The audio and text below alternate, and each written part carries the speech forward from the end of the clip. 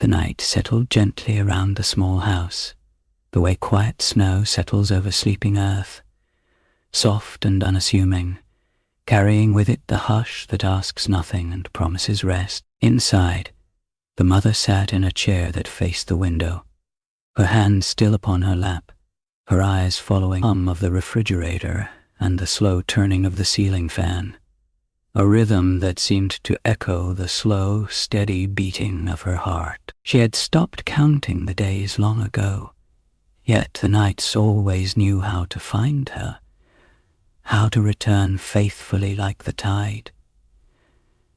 And she received them not as enemies now, but as quiet companions who understood what silence meant. The walls around her carried the soft ghosts of laughter, tiny echoes of a child's voice that no longer broke through the air but still lingered in the folds of memory. There were moments when she could almost feel it again. The sound of small feet running across the floor, the half-finished lullaby, the hum of life before it was interrupted. But the memories came now, like waves seen from far away, blurred by distance, made harmless by time. She did not chase them. She simply watched them appear and fade again, letting them pass like leaves floating on a stream. Outside, the wind brushed gently against the window, a faint whisper through the branches, and it seemed to her that the night was breathing with her, exhaling when she did, pausing when she paused, an unseen friend sharing the same slow rhythm. The room was dim but not dark. The lamp in the corner glowed with the faint gold of a candle that never truly burned, kind. In its light, she looked less like a woman aging in grief and more like someone learning to be at peace with it, to hold sorrow without letting it define her shape. She had learned that healing was not loud or sudden, steady work of existing, of waking each day, of sleeping each night, of remembering without collapsing. The photographs on the shelf watched quietly, faces framed in time, and she greeted them with her eyes but not her tears. The ache had changed over the years. It no longer cut, it simply rested within her, folded neatly beside love. The child, not absence but presence, a memory softened by the years into something that glowed quietly inside her chest. Sometimes when the night was kind, when her breathing had found that easy rhythm, she could almost sense a warmth move through the air, not as sound, not as touch, but as the soft shimmer of something benevolent. She sat in that awareness, calm, her mind drifting like a small boat on a still lake, the surface smooth, the sky wide and forgiving. The house creaked faintly, as if settling into its own kind of rest, and she thought how everything around her seemed to understand. Grief, too, needed sleep. The light, the air, the small sounds, they all whispered the same wordless truth, that even in sorrow, there is peace waiting underneath, quiet and patient, ready to return when the heart allows. And so she stayed there, listening to the slow unfolding of the night, the way silence bloomed into something almost holy. And in that space she was neither mother nor mourner, just a soul breathing beside the dark, letting go, letting the world hold her. The dream arrived, not with images but with feeling, the kind that rises from the deep quiet of the heart before thought can name it. And in that tender space between waking and memory, the mother began to drift, her breathing matching the soft pulse of the night around her, the edges of the room dissolving like mist. The window light turned pale and fluid, and the walls shimmered until they no longer belonged to the present. She found herself standing in another time, in a house that hummed with gentle sound, the tick of a clock, the laughter of a child, the faint clatter of dishes drying on the rack. The air smelled of soap and evening rain, of something ordinary and safe. She moved through it not as she once had, but as a quiet witness, her footsteps leaving no mark. The girl was there, small and alive, tracing circles on the fogged window, humming a tune that rose and fell with her breath. Her voice was light, curious, full of life unbroken by fear, and the mother watched her without reaching out, understanding now that love does not need possession to exist. The dream was kind that way. It allowed her to see without the weight of grief, to feel joy again without the sharpness of loss. She sat beside the memory of herself, younger, distracted, folding laundry and half listening, unaware that this moment would one day become sacred. The younger mother smiled, tired but content, while the child turned to show her something only a child could find miraculous. A reflection, a spark, a leaf caught in a sunbeam. The older mother watched with a soft ache, seeing now the divine hidden in the ordinary. The air trembled with the hum of a lullaby, one she remembered singing, though the words had long faded. The melody alone remained, wrapping the dream in a kind of tenderness that asked for nothing but presence. And then, as dreams do, the scene began to fold in on itself, the colors dimming, the sound thinning into stillness. The girl's outline softened until she was only light, warm, golden, familiar. The house became shadow, then air, then nothing. Yet the mother did not weep. She breathed, slow and deep, as though each exhale released another layer of sorrow, as though the dream had given her permission to let memory live in peace rather than pain. When the light faded completely, what remained was a sense of being held, not by hands or voices, but by the vast, forgiving night itself. The dream ended, but not abruptly. It melted back into the rhythm of her sleep, and the mother, still breathing, still calm, drifted deeper into rest, the faint echo of the child's laughter mingling with her heartbeat, soft as a lullaby remembered from long ago, no longer a wound, only love transformed, the kind that slips across the horizon like a sigh, soft and gold and endlessly patient. And in that fragile hour before the world remembers its noise, the mother opened her eyes to light that seemed to know her name. It touched the walls, the curtains, the framed photographs. And finally her face, warm as a hand laid upon her cheek. For a long moment, she did not move, did not speak.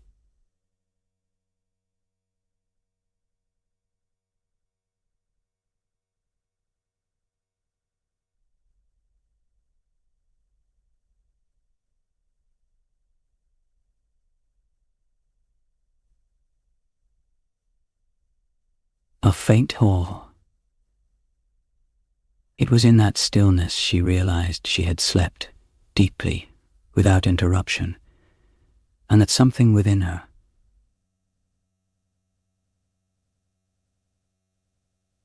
some knot of fear or sorrow long held, had loosened in the night.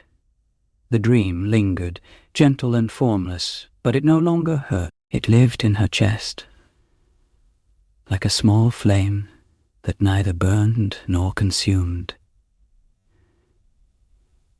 just glowed. She rose slowly, her body feeling lighter than men.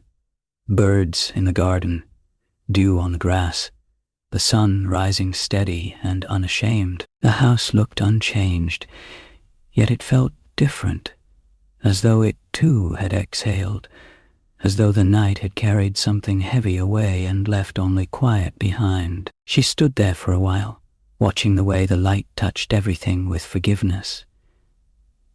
The ache was still there, faint and familiar, but it no longer demanded her tears.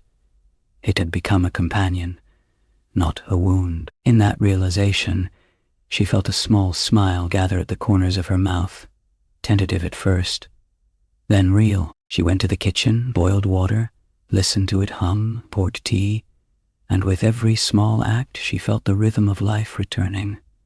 not to erase what had been, but to remind her that even grief belongs to the living, and that living means continuing, breathing, making room for joy to return in its own quiet way. The cup warmed her hands, the steam rose like a prayer that needed no words, and for the first time in years, she whispered to the empty room, "Thank you," not for what was lost, but for what remained. Outside, a bird landed on the fence, shook its wings, and began to sing. The sound was small and ordinary, yet in it she heard the entire story of endurance, that everything changes,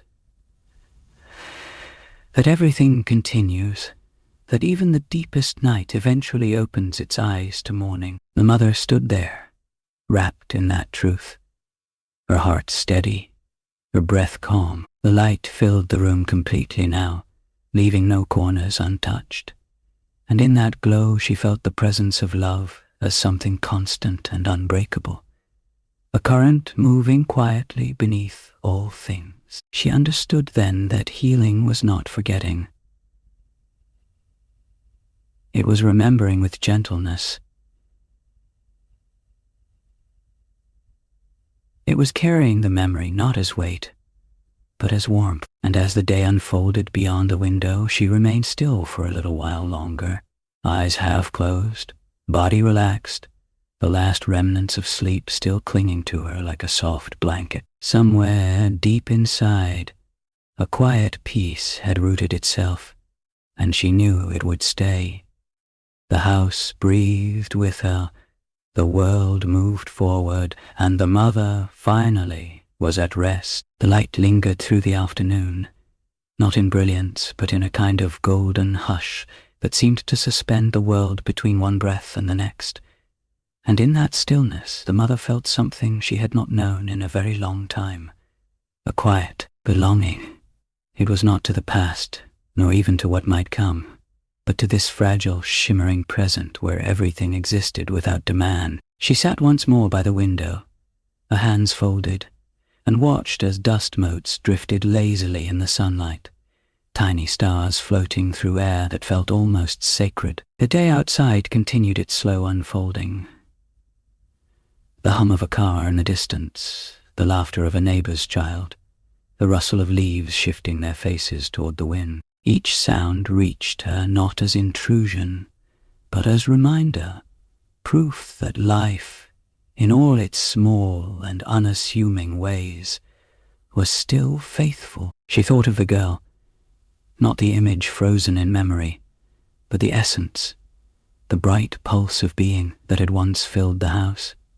And she understood that the child had never truly left. She had simply changed shape, become part of everything that moved and breathed around her. The light through the window, the warmth in the cup between her palms, the tenderness that rose unexpectedly when she saw kindness in others, all of it carried that same familiar glow. The mother realized that love was not a thing to lose.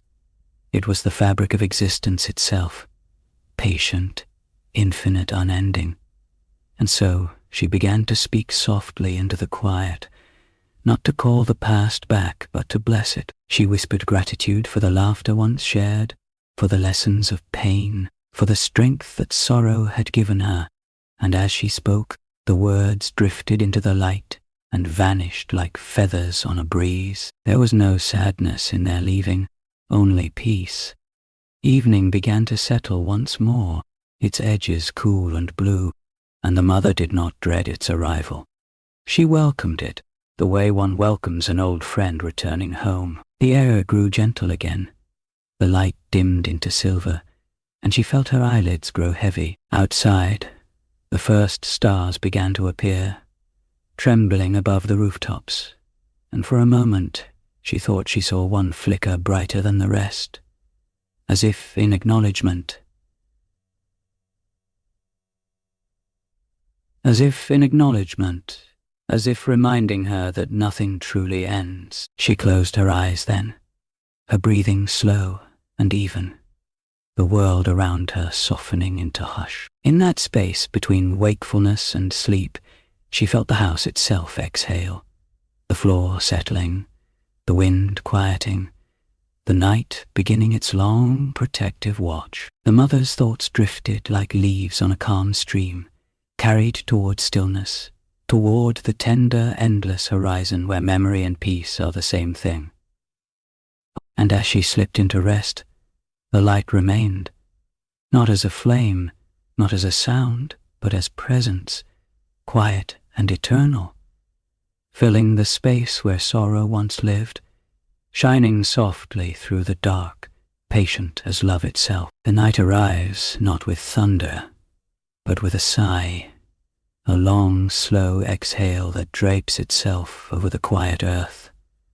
The way silk falls across skin, the way breath slips between thoughts. The world softens, and you soften with it. A river hums its ancient lullaby, steady, patient, unhurried, and if you listen closely enough, you can almost feel that sound move through your chest, matching the rhythm of your own heart, guiding it toward stillness. There is no rush now, no need to think or plan or remember, only this slow drifting into comfort, this gentle returning to yourself. Above the horizon, two small lights flicker, faint at first, then clearer, brighter, like twin stars remembering how to shine. They do not need names, for names belong to the living, and these lights have already crossed the border where all names fade into light. They move together through the soft fields of night, whispering in a language that is older than words, a language made of older than words, a language made of laughter remembered, of sun on bare shoulders, of rain falling softly on summer grass. You are not part of their story, not yet, only a quiet witness at the edge of the dream, watching as they find one another again in this boundless calm. Breathe in and breathe out. You are safe here. They are safe here. The night holds everyone equally.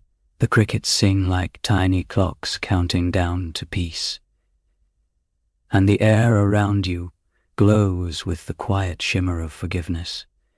Windows filled with silver light, the ghost of a song curling from a record that spins without a hand to guide it.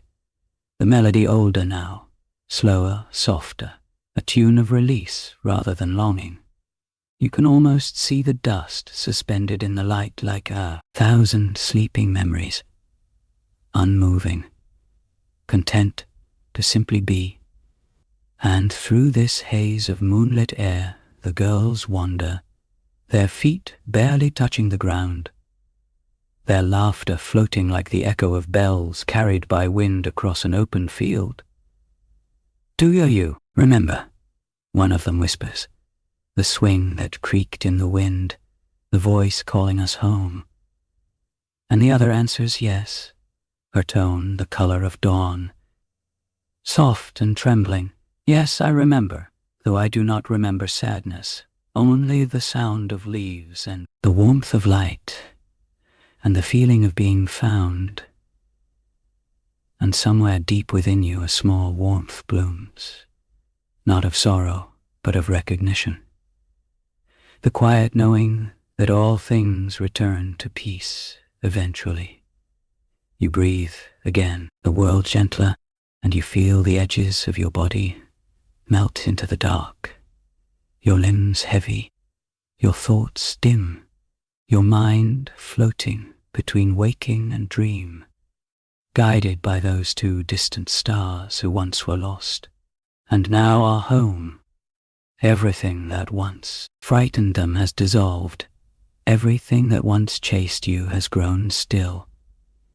Because the night has room for every heart, every story, every breath. And as you drift further, deeper, softer into this ocean of quiet, you understand that these lights above you are not only theirs, they are yours too. Pieces of the same endless sky, So rest now. Let the rhythm of the world cradle you the way the earth cradles the fallen leaf, the way time cradles memory, the way sleep cradles everything that dare to let go. The path unfolds beneath a silver mist, and the two lights drift closer to the shape of a house that waits quietly at the heart of the field. Its walls shimmer like glass remembering sunlight, its door half open as if time itself has been holding its breath. You step closer in thought and find that the air here smells faintly of cedar and rain, the scent of something once loved. The floor creaks softly, but not with threat, only with memory stretching in its sleep. The girls move. First, their light spilling across the threshold, revealing rooms that are both old and new, filled not with things but with feelings, laughter pressed into corners, songs folded into the curtains, tears dried into the dust that glows under us moonlight. Every sound here is gentle, every shadow round and harmless. You can feel the house watching kindly, waiting for each visitor to set down the heaviness they carried from the world outside. Breathe in and breathe out. You, exhaling a century of sighs. Upstairs a hallway hums with quiet voices, 1,000 overlapping whispers that sound almost like waves, almost like wind through leaves. It is not frightening, only vast, like standing inside someone's heartbeat. The first girl drifts toward an open window, where the glass is cool and clear. She looks out at the endless prairie, a reflection soft beside the stars. And she smiles, because she can see herself at last not as loss, but as light. The second wanders through a doorway of flickering candles and finds a mirror that does not reflect faces but moments. Hands reaching, a swing turning in wind, the golden hush before laughter.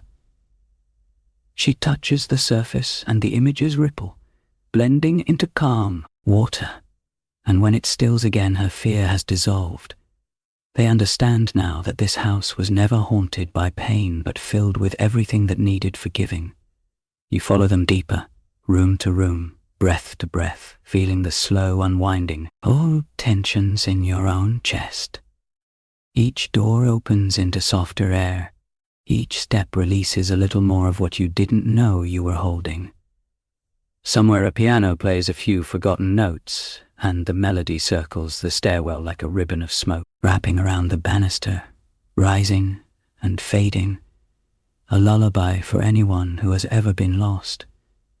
And you realize that the house itself is breathing with you, its timbers expanding and contracting, its windows pulsing faintly with the same rhythm as your pulse.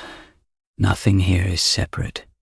Everything that once echoed now sings, and in this harmony you find rest, deeper, slower, quieter, as the night folds closer and the light of the two girls mingles until it is impossible to tell one from the other, or from the glow that now surrounds you entirely.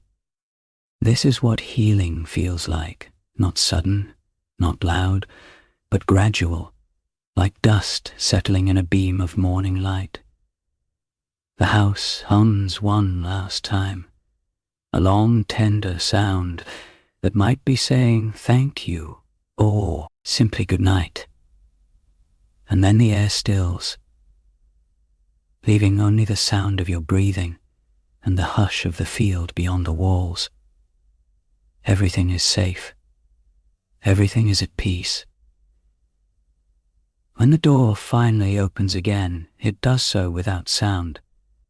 Have learned silence, and the air that pours through is cool and scented with wild grass, drawing the two lights and you toward the meadow beyond.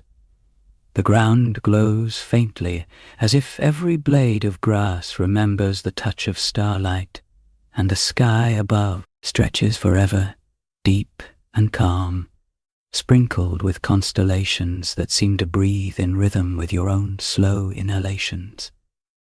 The girls move first, drifting across the field, their laughter no longer echoing but blending with the wind until it is only music, a hymn of release. You follow at a distance, your steps light, your thoughts softer than mist. And with each movement, the memories that once clung to your shoulders loosen and fall away, like petals carried off by night air. Breathe in thick scent of the meadow, warm and green. Breathe out everything that is finished, and notice how the stars seem to shimmer brighter with each breath you release, as though the sky is thanking you for letting go. The world feels wide yet weightless, the line between earth and heaven blurred into one endless horizon of peace. And somewhere nearby a small stream murmurs the same melody you heard in the house, the one that sounded like forgiveness. You kneel beside it and touch the surface. It is cool. I do it. Alive. And the ripples move outward in circles that never truly end, carrying away the last fragments of fear, the last traces of old sorrow. The two girls kneel with you, their forms transparent now, luminous, their faces calm, and one of them reaches out as though to trace the pattern of stars on the water, whispering that all things are remembered, all things are forgiven, and in that whisper you feel yourself grow lighter, your mind opening like a window to night air. The weight in your window to night air, chest replaced by space and warmth. Above, the constellations tilt and rearrange, two bright points drifting closer until they touch and merge into one radiant shape, a new star born from everything that once was separate. This light fills the meadow, touches your skin, seeps through your heartbeat until even your thoughts hum with the same quiet radiance. You realize that this is what peace sounds like. Not the absence of sound, but the perfect balance of all sounds. The heartbeat of the universe matching your own. The girls smile once more, their outlines thinning into starlight until they are only shimmer, only the gentle pulse of energy moving through the sky, and you watch without sadness because you know they are home, because you know that every ending is another beginning, because you can feel that home inside yourself now. Breathe again, slower, deeper, and let the light settle into your body the way dew settles onto leaves before dawn.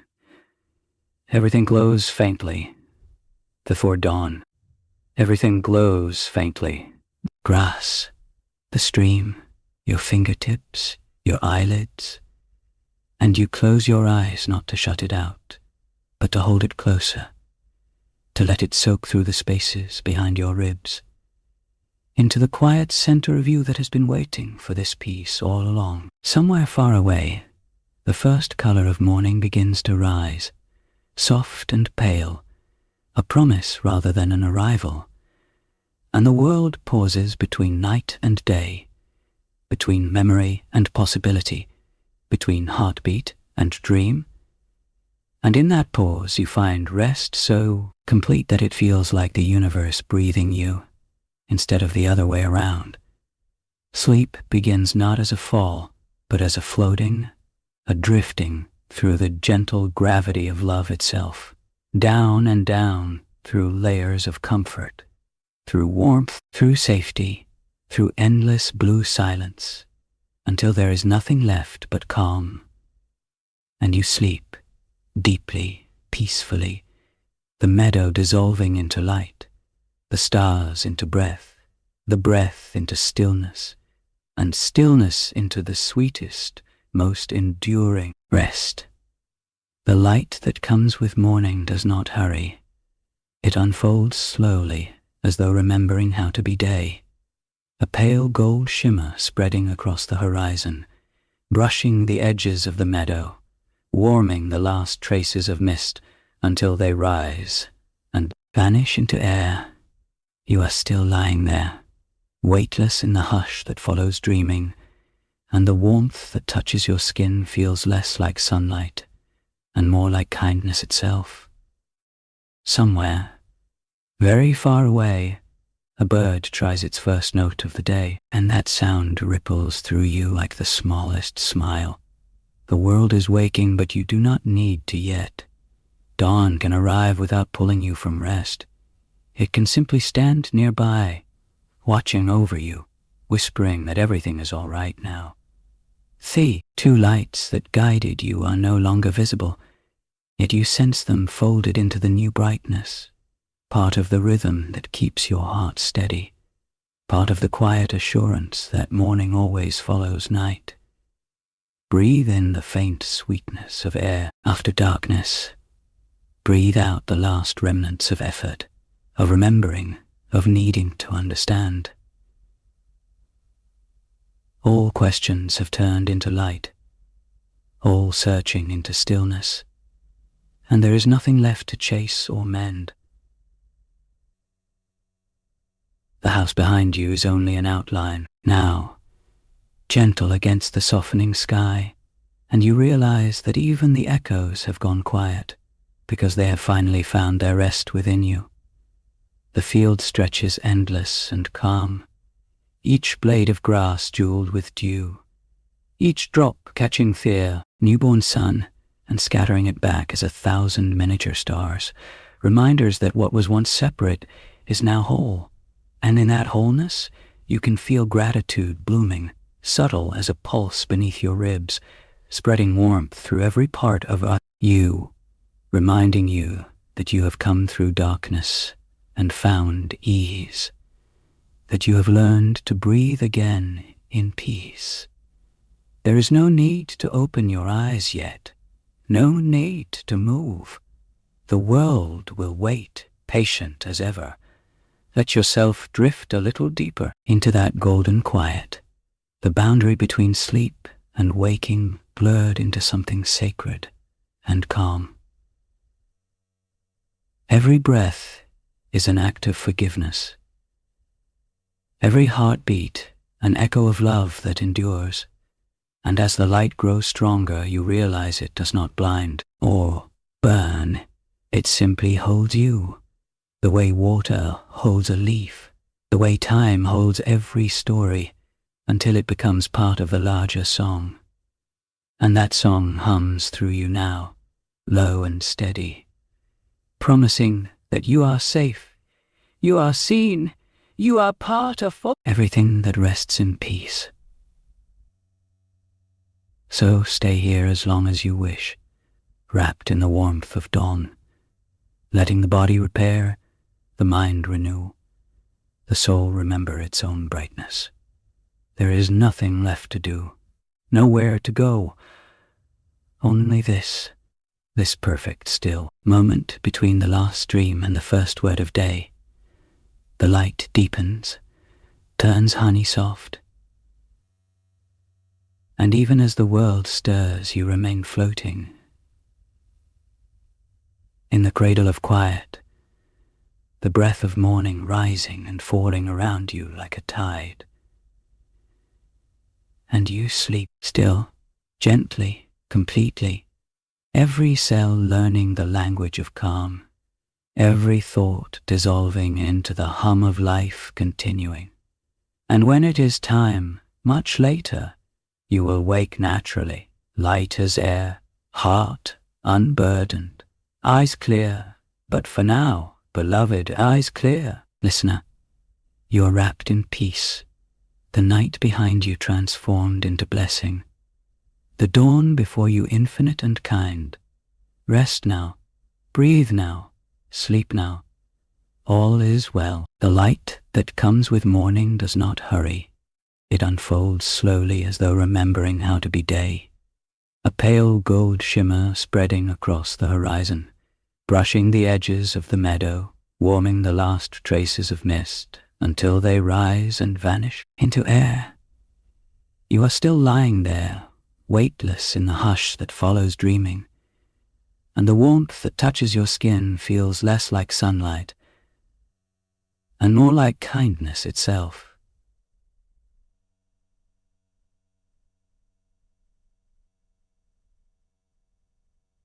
Somewhere, very far away, a bird. That sound ripples through you like the smallest smile. The world is waking, but you do not need to yet. Dawn can arrive without pulling you from rest. It can simply stand nearby, watching over you, whispering that everything is all right now. The two over you, whispering that everything is all right now. Lights that guided you are no longer visible, yet you sense them folded into the new brightness. Part of the rhythm that keeps your heart steady. Part of the quiet assurance that morning always follows night. Breathe in the faint sweetness of air after darkness. Breathe out the last remnants of effort, of remembering, of needing to understand.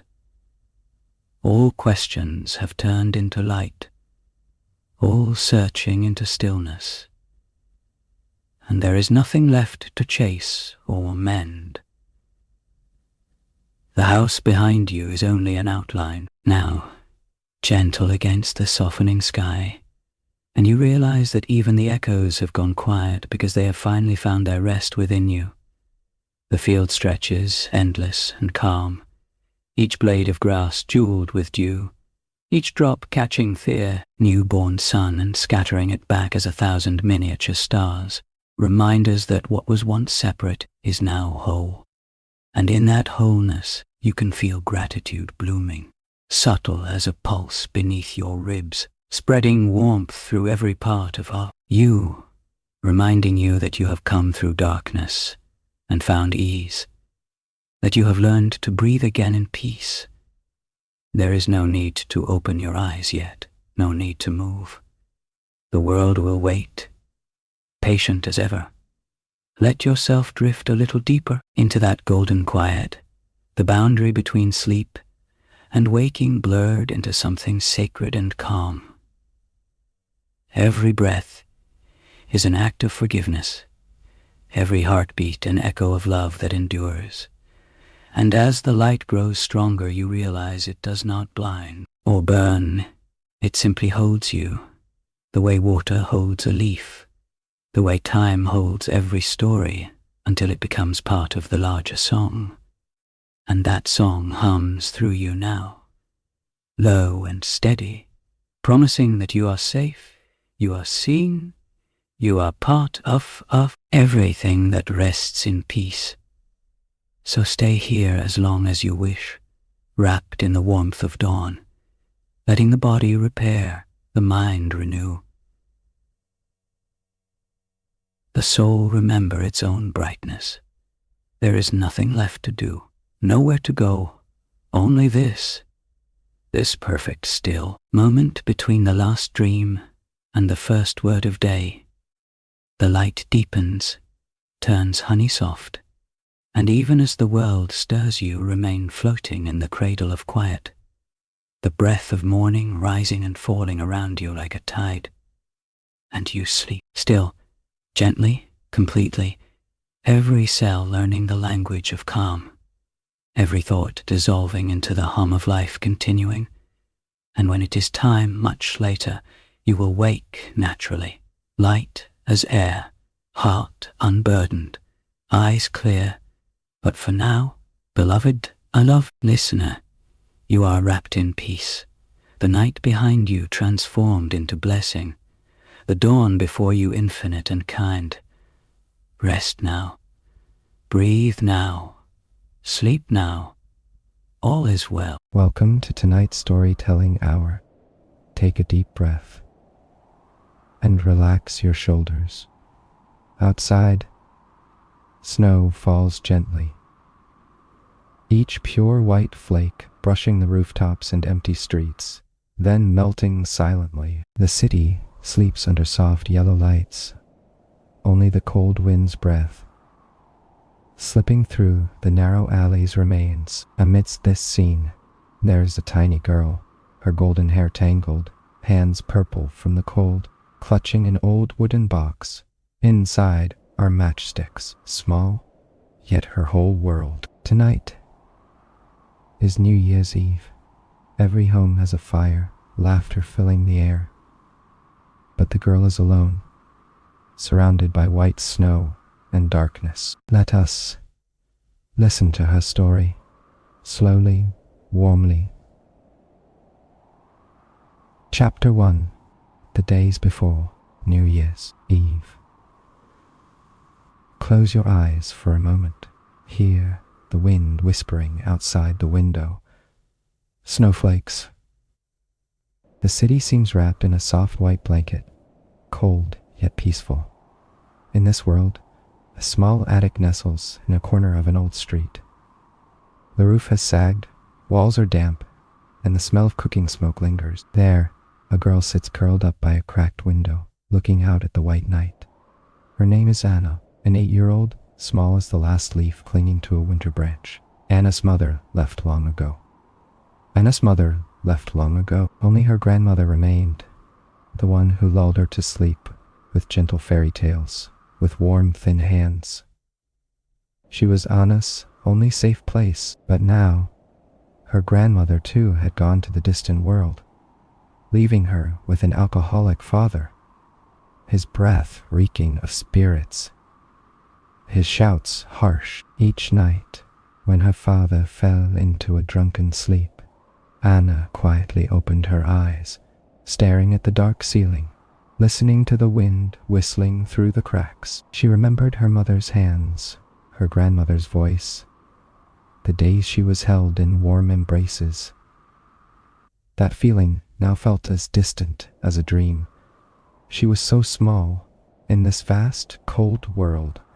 Outside, winter approached. People prepared for New Year's, hanging lights, laying out cakes, cleaning homes. Windows glowed, fires danced, children laughed, excitement in every sound. But in Anna's attic, only darkness and the wind sneaking through cracks remained. Her father sat at the table, sipping bitter liquor. Seeing her, he frowned, his voice hoarse. "Tomorrow, sell all these matches. Don't come back empty-handed. Got it?" Anna nodded, barely whispering a tiny breath of an answer. She knew that failure meant another beating, yet in her eyes there was no blame, only fear, mixed with the resignation of a child accustomed to suffering. That night, the wind blew harder. Windows rattled like sorrowful beats for the winter. Anna wrapped herself in a torn blanket, curling up, but the cold still seeped through, biting her skin. She blew warm air on her lips and gazed at the sky. Snow swirled under the silver moonlight. Beautiful, yet lonely. She whispered, "Grandma, if you were here, what story would you tell me tonight?" No answer came. Only the wind, falling snow, and the fragile breath of the long night. Her world was so silent. Anna could hear her own heartbeat, small, trembling, but still trying, refusing to fade. Outside, a stray cat passed, leaving faint footprints in the thick snow. Moonlight touched its fur, making it sparkle like a falling star. Anna watched, innocent eyes full of longing. Perhaps she imagined the cat would find warmth, a hearth, someone to stroke it, like her grandmother used to stroke her hair. And Anna had only the emptiness and the wind. The night wore on, the clock ticking softly like the footsteps of time. Each tick, a breath of winter drawing closer to New Year's Eve. Anna stayed awake, opening her small box, the matchsticks inside, fragile yet bright when struck. Each match was a dream, a glimmer of hope, a flame she believed could chase away the darkness. She gazed at them, then gently closed the lid as if hiding her most precious treasure. Outside, snow continued falling, softly and persistently.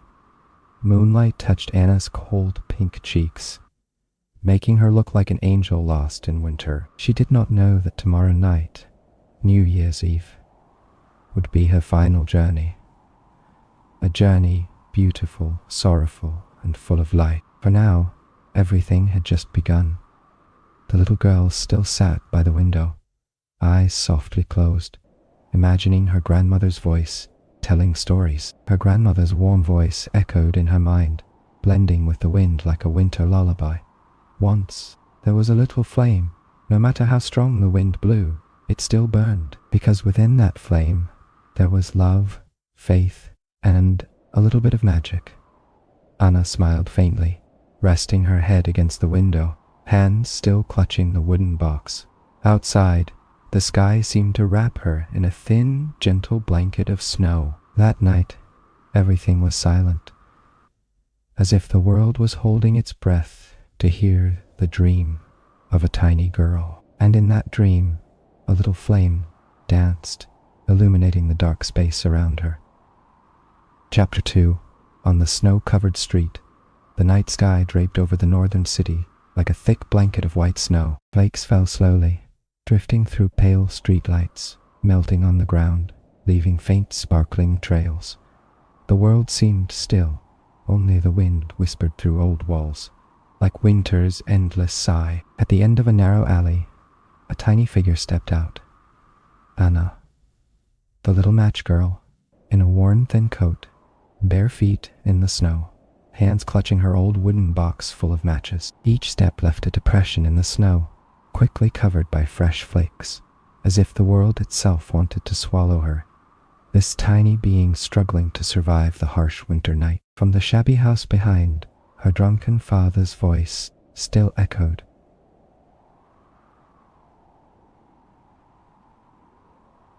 Sell all those matches, or don't come back. The wooden door slammed, leaving Anna with darkness, wind, and nameless fear. She pulled her thin scarf tighter around her neck. The wind hit her face, burning her skin, hair tousled by misty breath. Her purple fingers trembled, holding the box tightly. She began walking along the main street, where wealthy people hurried home, arms full of gifts, laughing and chatting. No one glanced back at the shivering little girl. Please, buy some matches, just a few pennies. Her voice, small and trembling, was swallowed by the wind and crunch of snow beneath boots. No one answered. They feared the cold, the poverty, even the innocent gaze of a child that made them feel guilty. Anna continued. She knocked on doors, stood under eaves, hoping for a tiny miracle. But one door closed, then another. The city centre gradually lit up as night fell. A giant Christmas tree was erected, adorned with hundreds of sparkling ornaments. Church bells mingled with music, a warm carol resonating through the snowy sky. Through lit windows, she saw tables laden with food, fireplaces dancing with warmth, children laughing warmly with parents. The scent of baked goods, roasted meat, and wine floated in the air. But Anna only had the smell of cold wind and snow. She pressed her small hand to a frosty window, leaving purple fingerprints. In that moment, her eyes shone, as if all the warmth in the world appeared before her, separated by a fragile pane of glass. But the people inside drew the curtains. The light vanished, and her world sank back into darkness. Anna exhaled, her breath turning to white mist. She walked on, thin slippers lost long ago in the snow. Bare feet touched the ice, bleeding slightly.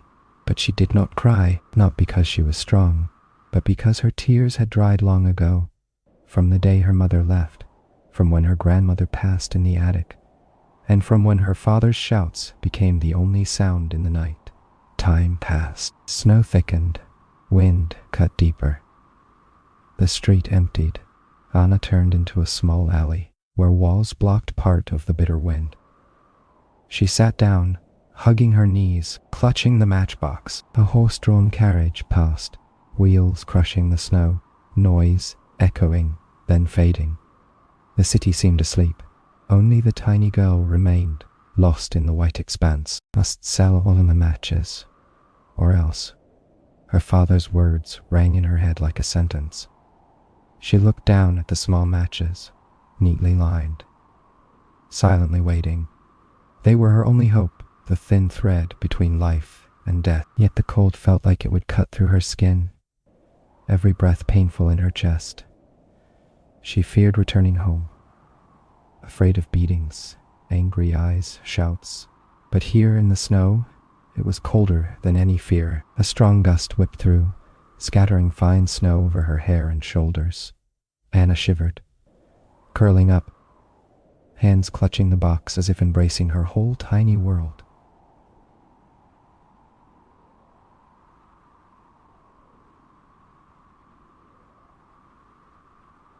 Eyes half closed. Eyes half closed. Christmas music drifted faintly, as if from another world. A world of warmth, homes, belonging. Anna looked up. Snow fell. Flakes melted on her lashes, turning to water. She did not know if it was snow or tears. Amid the vast cold, the girl was a mere speck, fragile enough that one more gust of wind could erase her from the world. Yet her eyes still shone, a faint light, flickering like a candle refusing to die. If you like, I can continue the next chapters in this same immersive, poetic style, so the full story unfolds beautifully, preserving Anna's warmth, hope, and magical light. Chapter 3. The Matches of Hope. The night grew ever deeper. The sky had darkened into a vast black velvet, with only a few tiny stars scattered across it, weakly twinkling as if shivering from the cold. The wind no longer howled violently, but it was colder, slipping into every crack, seeping through every strand of hair, as if trying to freeze every breath. In a narrow alley, where two old walls met, little Anna huddled. The thin coat on her body barely kept the cold away. Her tiny feet had lost all feeling. Only her breath puffed out white smoke, disappearing into the night. She hugged her matchbox tightly to her chest. Inside was her entire livelihood, her one chance to keep her father from anger. But more than anything, it was the only thing that could give her a little warmth. I must sell all of these matches. Her father's harsh words echoed in her head, cold as the wind outside. Anna clenched her fists, her lips turning purple. She knew that returning home empty-handed would bring punishment again, just like before. She looked at the tiny matches in her hand, all the same, pale wooden sticks, darkened tips. Yet now, to her eyes, they seemed to glow. A faint light, fragile, but full of hope.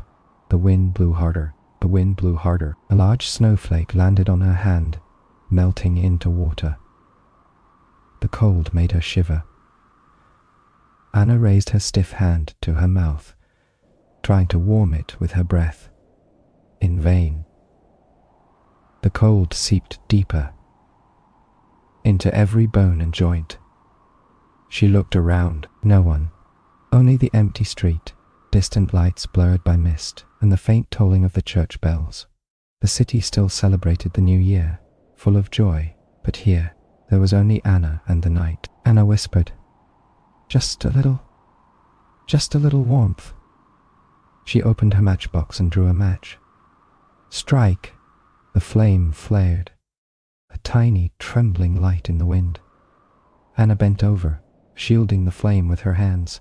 The fire was warm, its golden light spread over her pale skin, coloring her cheeks faintly pink. For a moment, she imagined standing before a large fireplace. The flames danced and crackled, sending warmth all around. Inside, glowing logs threw sparks like tiny stars. Anna held out her small hands, feeling the heat, smiling. Warmth spread through her body as if someone had wrapped her in a blanket. the light reflected in her eyes like stars. She exhaled softly. The flame seemed to understand, swaying with her breath. And then, flick, the flame went out. The fireplace disappeared.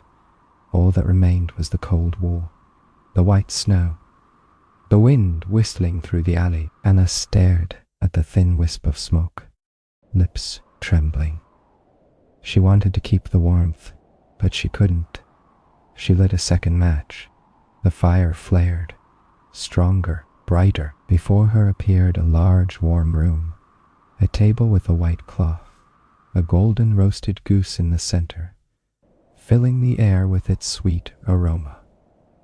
Next to it, a glass of orange juice, bread, fruit, and candles shimmering softly. She smelled it, the rich aroma of roasted meat, sweetness, abundance, things she had only dared to dream. She heard a gentle, familiar voice. "Anna, come here. Eat before it gets cold." Tears filled her eyes. It was her mother with a kind smile, golden hair, and hands that used to stroke her hair every night. Anna ran forward, reaching out to embrace, to touch, but the flame went out. The table vanished. Only the smoke remained, cold and bitter. Only she remained, alone in the dark. Panting, heart racing, emptiness flooded her chest. She struck a third match. The flame flared. This time, a Christmas tree appeared, tall, radiant. Glass ornaments glittered, lights reflected across the walls.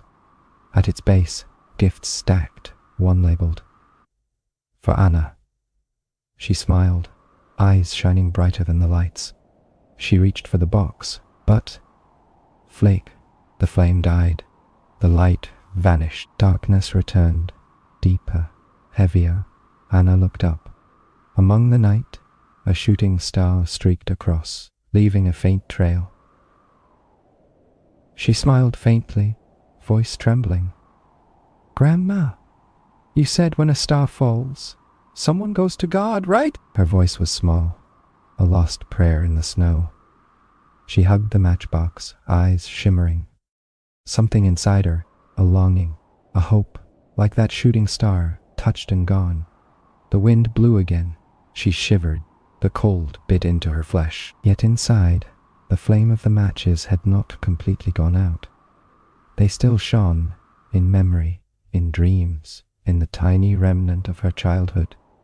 Anna closed her eyes. Though every match had burned, the images, fireplace, feast, Christmas tree, mother, still shone inside her. As if they had never been illusions. As if with just a little more belief, that light could warm the whole winter. Chapter 4. The Light of a Dream. The night had not yet ended, but the sky had turned a dull grey blue.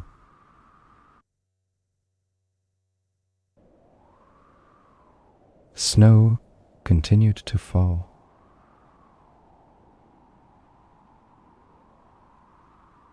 Silently, like feathers, the city seemed buried beneath winter's cold blanket. In the narrow alley, little Anna still sat, shivering in her thin coat, hands purple, clutching her small matchbox. The matches were half gone. Each had illuminated a dream, but taken a bit more warmth, a bit more life.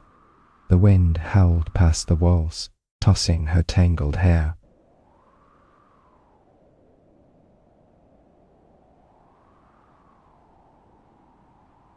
Snowflakes landed on her eyelids, melting into cold streams down her cheeks. Anna did not wipe them. She gazed up at the grey sky, where a shooting star had just streaked. "Grandma," she whispered, barely a breath.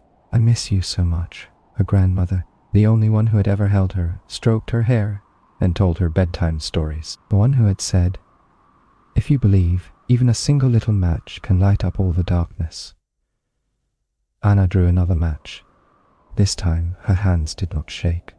The flame burst bright, brighter than before, like a small star blazing in the night. And then, like magic, the cold wall vanished. A Christmas tree appeared, towering and radiant. Glass ornaments reflected countless colors. Candles flickered like stars. Ribbons hung lightly, and presents stacked beneath the tree. One box bore her name, Anna.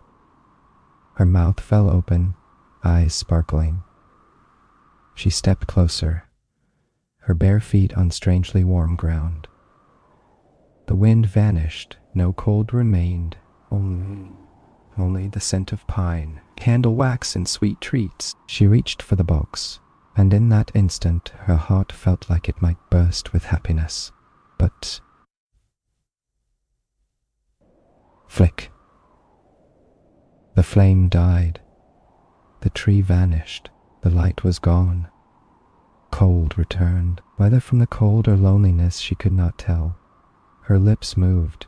Grandma, you were right. When stars fall, someone goes to God. But will God take me too? No answer came. Only the whistling wind and the distant church bells echoed. Yeah. Anna struck another match. The flame blazed, strong and brilliant. And in that light, her grandmother appeared. She stood there in a gray wool cloak, face kind, silver hair glowing in the firelight. Her smile, gentle as moonlight, her eyes, warm as spring. Anna, my dear. Her voice rang softly, full of love. Anna wept. She could not contain herself, running to embrace her. Grandma, don't go. Stay with me. I'm cold.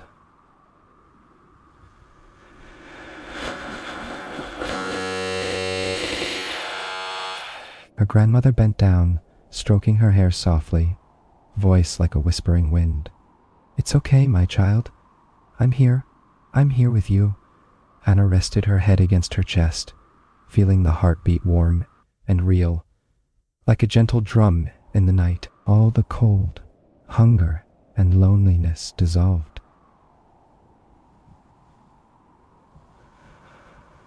Only warmth and love remained. She smiled, tears mixing with her breath, but the flame eventually dwindled. The light dimmed. Don't go. Please don't go. She struck another match. The flame burned brighter than ever. Her grandmother appeared again, clearer, more radiant, arms outstretched, light surrounding them like a delicate mist. My child, she whispered, it's time. You need not fear any more. No more cold, no more hunger. Come with me. Anna smiled. A small, gentle smile, like falling snow. She nodded. The flame blazed, illuminating the alley. 2 figures, one small, one large, dissolved into the light, rising like wisps of smoke. The wind stopped. The city fell silent. Above, the sky cleared, unusually bright. A new star shone, glittering in the night. From afar, the church bells tolled. Some said it welcomed the new year. Perhaps it also welcomed the 2 little souls, grandmother and granddaughter. Home. At the corner, only a small girl remained against the wall, cheeks flushed, lips curled in a soft smile, the burned matches still in her hand. The final light had faded, but her face remained peaceful, as if sleeping in the sweetest dream. No one knew what she dreamed that Christmas Eve, only that her face bore no pain, no fear, as if the place she went was warm, as if the light of those tiny matches had led her home. Chapter 5. The embrace of Grandma Snow continued, as soft as winter's breath. Flakes fell onto her tangled hair, melting, then turning cold. The night deepened, the wind howled, the city lay silent, lit only by distant yellow windows. Anna huddled against the wall, knees drawn, holding a match in her trembling hands. The dress had stiffened from the cold. Only a few matches remained, the last few in this long, bitter night. Part of her wanted to save them. Her father would punish her if she returned empty-handed. But another part, shrinking from the cold, whispered, "Just one more, Anna. Just a little warmth." She inhaled deeply and struck a match. Flame flickered, warm yellow spreading across her purple fingers. And there, through the misty glow, her grandmother appeared. Silver hair, kind eyes, familiar face and voice, gentle as a long-forgotten dream. "Anna," her grandmother said softly. Anna burst into tears, rushing forward, but her hands passed through the light. "Grandma, don't go."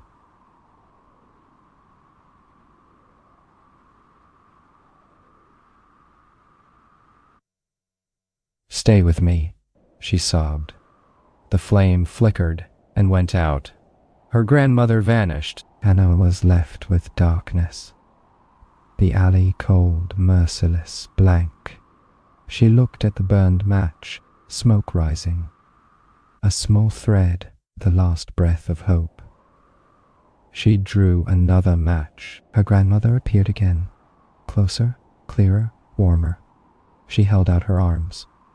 Anna feared closing her eyes, afraid her grandmother would vanish. "Grandma, I'm cold."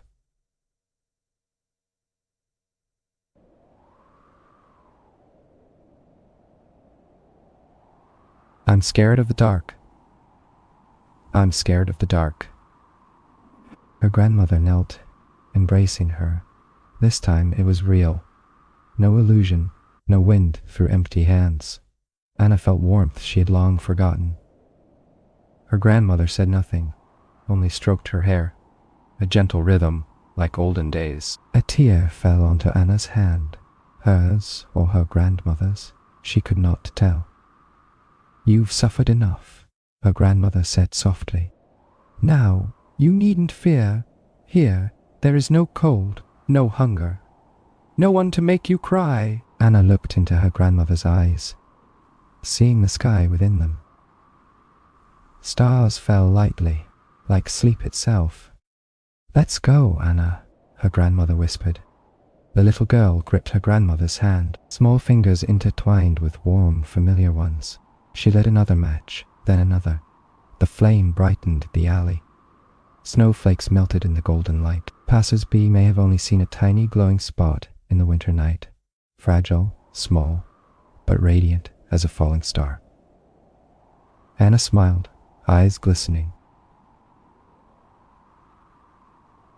She saw her mother across the snowy street, waving warmly. Her grandmother held her hand, guiding her onto a path free of darkness.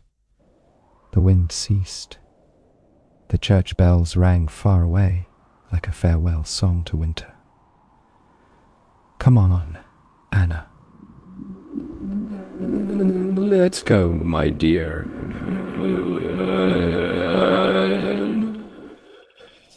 Anna nodded, closing her eyes. The flame faded, but her face shone, brighter than any star. Chapter 6. The Dawn of Freedom. The first morning of the new year came silently.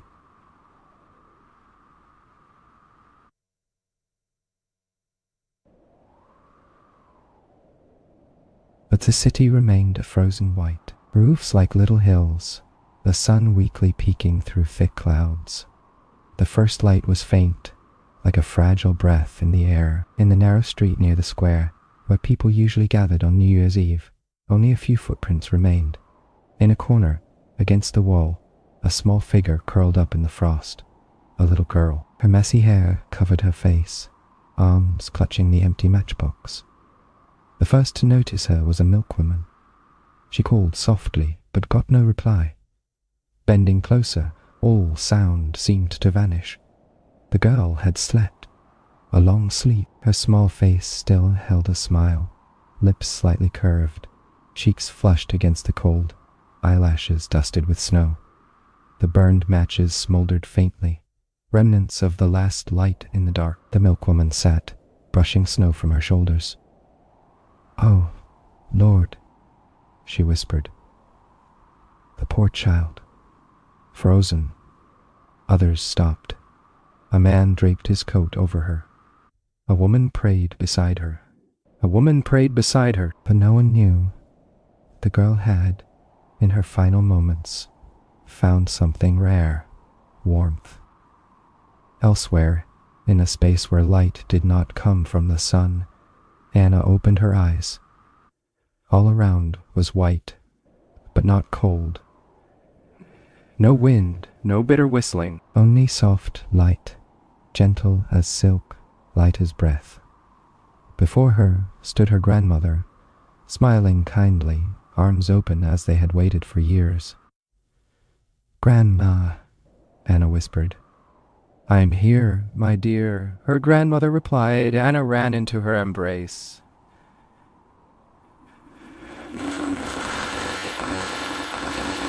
Warmth spread, not from the match fire, but gentle, enduring, infinite. "Grandma, did I die?" Her grandmother placed a hand on her hair, voice soft as the wind. "No, Anna, you've just left the cold. Here, there is no pain, no hunger, no fear. No is no pain, no hunger." Anna looked up. Above, a clear sky opened. No clouds, no snow. Thousands of tiny streaks of light twinkled like breathing stars. Far off, other souls walked lightly, smiling, free of darkness. "Where is this, Grandma?" "A place where everyone finds peace, my dear." Hand in hand, they walked. Snow beneath turned to light. On the ground, people still whispered around her small body. Poor thing, she must be dreaming a beautiful dream. The sunlight broke through clouds, touching her face softly. A young soldier removed his cap, bowing. An old woman placed a candle and a white rose beside her. They did not know the girl was smiling in the light. Elsewhere, Anna walked with her grandmother across a luminous snowy field. A shooting star fell, leaving a trail like a road to heaven. "See that star?" her grandmother said. "That's your mother. She's watching over you, waiting." Anna stopped, tears streaming, but no longer in pain. She saw her mother at the end of the path.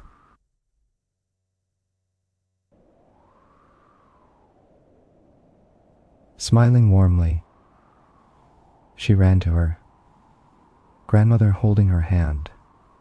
Together, they stepped into the light. The wind carried scents of baked goods, laughter, evenings by the old fireplace. Everything was real now, not an illusion. In the city, church bells rang, marking the new year. Life continued, clearing snow, opening shops. Only the corner where the little match girl had sat remained marked, a place where light once flickered in the dark. No one knew her name, no one knew her story. But that morning, sunlight reflected on the matchbox at her side, small, inanimate, yet a witness to the power of a single match. Sometimes, one little match is enough to light the darkest sky, for the coldest thing in the world is never snow, but a heart that forgets how to love. As night fell again, a passerby heard the wind whisper, "Sleep, Anna. Sleep peacefully." And amidst the falling snow, perhaps, the little girl smiled once more.